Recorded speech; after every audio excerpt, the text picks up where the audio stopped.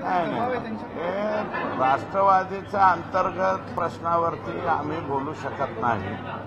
राष्ट्रवादीचा तो अंतर्गत विषय आहे. त्यांचा दबाव वाढलाय का दबाव जागेवर आहे का दबावच नाही हे मी काय सांगू शकतो. मी भाजपचा माणूस आहे. भाजपवाला मी कशाला राष्ट्रवादीचं सांगू.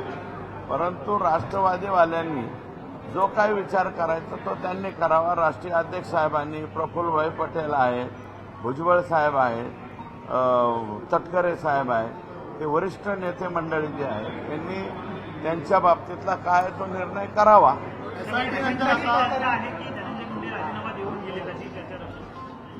मी काय म्हणतो, राष्ट्रवादीतल्या अंतर्गत प्रश्नाच्या बाबतीत माझ्यासारख्या पामराने काय बोलावे. आता न्यायालयीन समिती काल गठीत करण्यात आलेली आहे. माजी न्यायमूर्तींच्या सदस्यीय तुम्हाला वाटतं आता याच्यातला पास आवडला जातो आणि एसआयटी 100% एखादी जरी त्रुटी पोलीसकडून राहिली तर न्यायालयीन चौकशीमध्ये कसल्याही प्रकारची त्रुटी राहू शकत नाही. म्हणजे या जे कोणी आका बाका काका चाचा मामा हे सगळे जे लोक आहेत याच्यातले ज्यांनी संतोषला अतिशय निर्दयपणे क्रूरपणे मारलेला आहे ते सगळेच्या सगळे फासावर जाण्यासाठी निश्चितच न्यायालयीन चौकशीची सुद्धा या ठिकाणी फायदा होईल.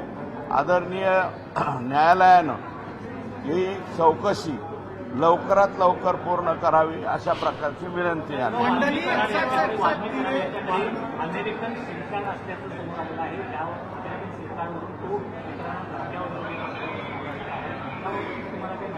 सिम कार्ड कोणाकडं? अमेरिकेची नोंदणी असलेली सिम कार्ड. वाल्मिक करारकडे अमेरिकेची नोंदणी असलेलं सिम कार्ड आहे आणि त्यातून तो अनेकांना धमकी देत असल्याचं आता समोर आले. हे बघा, आका जो आहे हा सोपा आका नाहीये. हा आका 17 मोबाईल वापरत होता.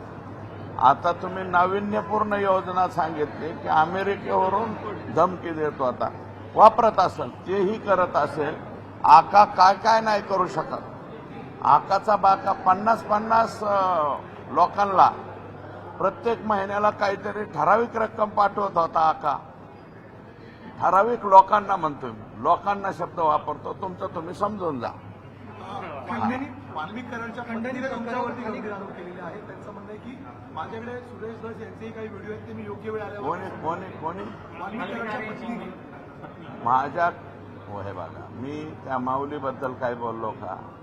महिला आहे ती माझी भगिनी. माझ्या भगिनीने केलेल्या आरोपावर मी काही बोलणार नाही. कोणताही पुरुष असेल त्याने माझ्यावरती आरोप करावे. व्हिडिओ हे ते अरे कुठंच काय सापडू शकत नाही. हो, लय धुतल्या तांदळासारखं आयुष्य जगलेलं आहे. माझे काही व्हिडिओ सापडणार नाही. मला त्या माऊलीबद्दल काहीच बोलायचं नाही. ती माझी बहीण आहे. माऊलीवर मी बोलणार नाही. हा, त्यांच्याच कोणी पुरुषाने बोललं तर त्याला मात्र उत्तर दे. आकाने दिलं तरी हरकत नाही भविष्यामध्ये. पण अशा आरोपांच्या माध्यमातून समाजाची ढाल बनवून समाजाचे अनेक कार्यकर्ते हे काही नाही. समाजाचे कार्यकर्ते वगैरे नाही. हे फेसबुक व्हॉट्सअप रील्सवरती हे जे एकदम जे पोरं आहेत ज्यांचं ऑलरेडी ह्या लोकांमुळे वाटोळं होऊन बसलेलं आहे, त्या पोरांनी पुस्तकं हातात घ्यायच्या ऐवजी, अभ्यास हातात घ्यायच्या ऐवजी या नको त्या लोकांचे रील्स बघत बसतात. ते रील्स बघे एक ॲटम नवीन तयार झालेला आहे.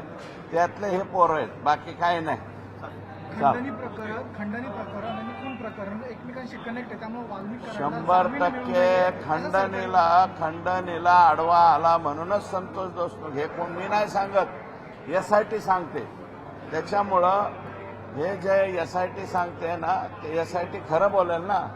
आम्ही काही बी बोलू पॉलिटिशियन, पण एसआयटी काय म्हणते, रिमांड जो अर्ज आहे कालचा त्याच्यात जी एसआयटी म्हणते ती हेच म्हणते की खंडणीच्या आडवा आला म्हणून संतोष देशमुखला संपवलं. संजय राऊतांपासून सगळे जे विरोधी पक्षाचे नेते अनिल देशमुखांपर्यंत आता आरोप करत आहेत. आज जो सैफ अली खानवरती हल्ला झाला त्याचं बीड प्रकरणाशी शेतकऱ्यांशी जोडलं जाते. बीड पासून मुंबईपर्यंत आता कोणी सुरक्षित नाहीये असा आरोप केला जातो. हे चोरी करायला आलं वाटतं ते सैफ अली खान. काय तुम्ही हिरोईनला हिरोईनला तुम्हीच जास्त डिमांड देता, आमच्या इकडे काय एवढं नाही. त्याला मारला असेल ना तर त्याला बी अटक करा ना. अहो संभाजीनगरमध्ये काल परवा एका मुलाचा जागेवरती मर्डर झालाय, तुमच्याकडे बातमी सुद्धा नाही. सैफ अली खानच्या बातमीमध्ये असा मर्डर झालेला तुम्ही का डावलता? त्याला बी जरा हे द्या ना प्रसिद्धी. कॉलेजच्या पोराचं झालं. हां आमदार सुरेश धस यांची प्रतिक्रिया. सुरेश धस यांनी वाल्मिक कराड संदर्भात प्रतिक्रिया दिली आणि राष्ट्रवादी काँग्रेसमध्ये कार्यकारिणीत जे बदल बीडमध्ये झालेले आहेत त्याच्याविषयी विचारला असता ते म्हणाले की तो अंतर्गत प्रश्न आहे राष्ट्रवादी काँग्रेसचा, मी काही त्यावर उत्तर देणार नाही.